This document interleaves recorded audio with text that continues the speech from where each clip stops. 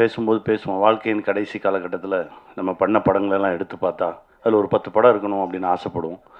அப்படி நான் நினைக்கிற படங்களை எனக்கு கொடுத்த இயக்குனர்கள் சாட்டை மறக்கவே முடியாது. என் வாழ்க்கையை புரட்டி போட்ட ஒரு திரைப்படம். கதையை சொல்லிட்டு போயிட்டாரு. போராளி கிளைமேக்ஸ் ஷூட் பண்ணிக்கிட்டு இருக்கேன், ஆனால் விட மாட்டேங்குது.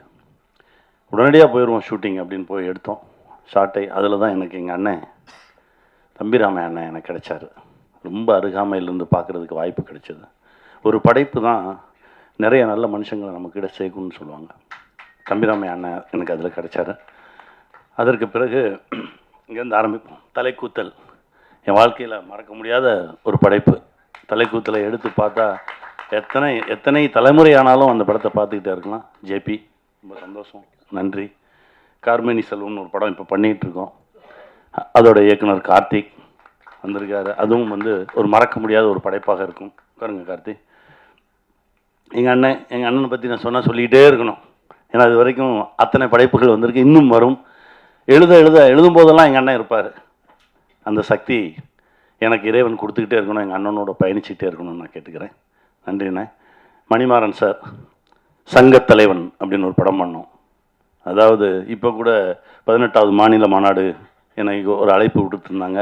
அங்கே போகும்போது பார்த்தா நம்ம சங்கத்தலைவன் போஸ்டர் தான் இருந்தது. எங்கே போனாலும் அந்த பொது உடைமை பேசும்போது நம்ம நிற்கிறோம் சார். அந்த படைப்பை மறக்கவே முடியாது சார். அப்படி ஒரு படைப்பு கொடுத்தீங்க. எங்கள் அண்ணன் சுப்பிரமணிய சிவா வெள்ளையானைன்னு ஒரு படைப்பு பண்ணார். அதாவது ஒரு விவசாயி சார்ந்த ஒரு திரைப்படத்தை, அப்படி ஒரு திரைப்படத்தை பார்க்கவே முடியாது. அந்த மாதிரி ஒரு அற்புதமான ஒரு படைப்பு. சிவாண்ண ரொம்ப நன்றி. இப்போது எனக்கு கிடைத்தது மாணிக்கம்னு ஒரு திரைப்படம். என் நண்பன் நந்தா பெரியசாமி அற்புதமான ஒரு படைப்பு கொடுத்தாரு. காலத்துக்கும் நின்று நம்மளோடு பேசக்கூடிய ஒரு திரைப்படம். தம்பி ஃப்ராங்க்லின் ரைட்டர் அப்படின்னு ஒரு திரைப்படம். இதுக்கு மேலே போலீஸ் வேடம் பண்ணணுமா அப்படின்னு நிறைய கேள்விகளை எனக்குள்ளே கொண்டு வந்து கொடுத்த ஒரு திரைப்படம். தம்பி ரொம்ப நன்றி, உன்னுடைய அன்புக்கு நன்றி. இவங்கெல்லாம் இங்கே இருக்கும்போது நான் இங்கே நிற்கிறது ரொம்ப சந்தோஷமாக இருக்குது. இவங்க எல்லாரும் ஆக்ஷன் சொல்லி நடிச்சிருக்கேன், ரொம்ப சந்தோஷமாக இருக்குது. இறைவனுக்கு நன்றி. இனி உங்கள் மேடை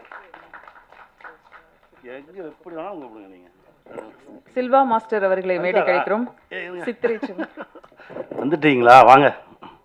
சில்வா மாஸ்டர் என் தம்பி, என் நண்பன், எப்படி வேணாலும் சொல்லலாம். அவனை அப்படி உட்காரு, அதுலேயே உட்காரு.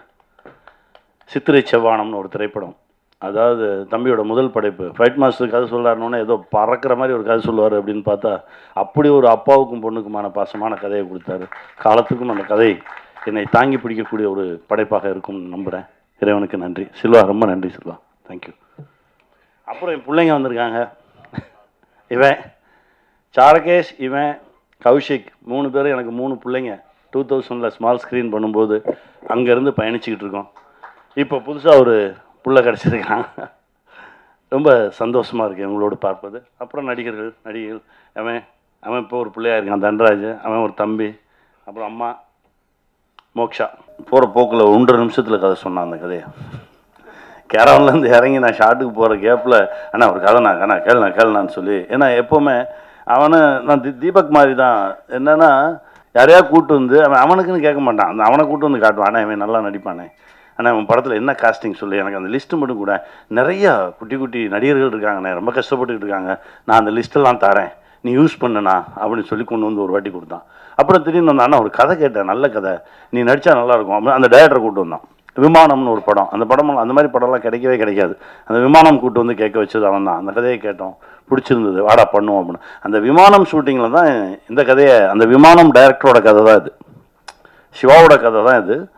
அந்த 2வது கதையை இவங்களுக்கு ரொம்ப ஒரு மாதிரி இதுக்கு அடுத்து இந்த கதை பண்ண போகிறோம் அப்படின்னோடனே இந்த கதையை எனக்கு கூட நான் டைரக்ட் பண்ணுறேன் அப்படின்னு சொல்லி வாங்கிட்டு, அப்பா யார் பண்ணுறது அப்படின்னு ஒரு குழப்பம் இருக்கும்போது தான் ஒரு நாள் நான் ஷார்ட்டில் இருந்தேன். வந்தான், அண்ணே ஒரு கதை சொல்கிறேன் கேளேன் அப்படின்னா, டேய் இங்கேருந்து அங்கே வரைக்கும் போகிறதுக்குள்ளே தான் டைம் இருக்குது, இல்லை அதுக்குள்ளே சொல்லிடுறேன்.